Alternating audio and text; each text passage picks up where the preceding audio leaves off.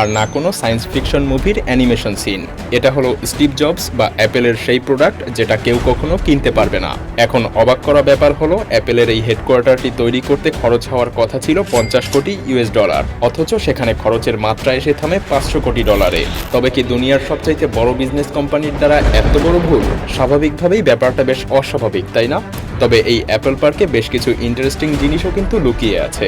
অ্যাপেলের এই headquarter 40টা football মাঠের সমান, যেটাকে আপনি একটা হাইটেক ফিউচারিস্টিক সিটিও বলতে পারেন, কারণ জীবন ধারণের জন্য প্রায় সব জিনিসই এখানে বিদ্যমান, যেমন খাবারের জন্য ক্যাফেটেরিয়া, সুস্বাস্থ্যের জন্য জিম, মেডিকেল ইমার্জেন্সি ইত্যাদি। কিন্তু সবচাইতে বড় ইন্টারেস্টিং ব্যাপার হলো হেডকোয়ার্টারটি মাটির উপরে নয়, তাই যে কোনো বড় ধরনের ভূমিকম্পেরও আশঙ্কা নেই। এমনকি এত বিশাল একটি হেডকোয়ার্টার সম্পূর্ণ নবায়নযোগ্য সোলার সিস্টেম দ্বারা পরিচালিত।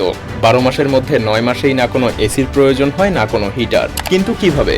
তো বন্ধুরা, মায়াজাল আজকের ভিডিওতে দুনিয়ার সবচাইতে দামি এই বিল্ডিং এর পর্দা উন্মোচন করতে চলেছে। তো চলুন শুরু করা যাক।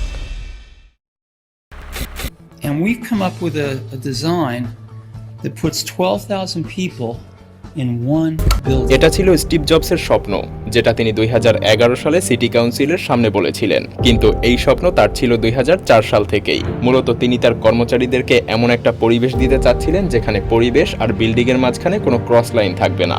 নিজের তৈরিকৃত প্রোডাক্টসের মতো সে এমন একটা হেডকোয়ার্টার বানাতে চেয়েছিল যেটা আগামী কয়েক দশক পর্যন্ত পরবর্তী কোম্পানিগুলোকে ইন্সপায়ার করতে পারবে। এবং জবস সেটা করেও দেখিয়েছেন তার জীবনের শেষ কিছু সময়ে। তবে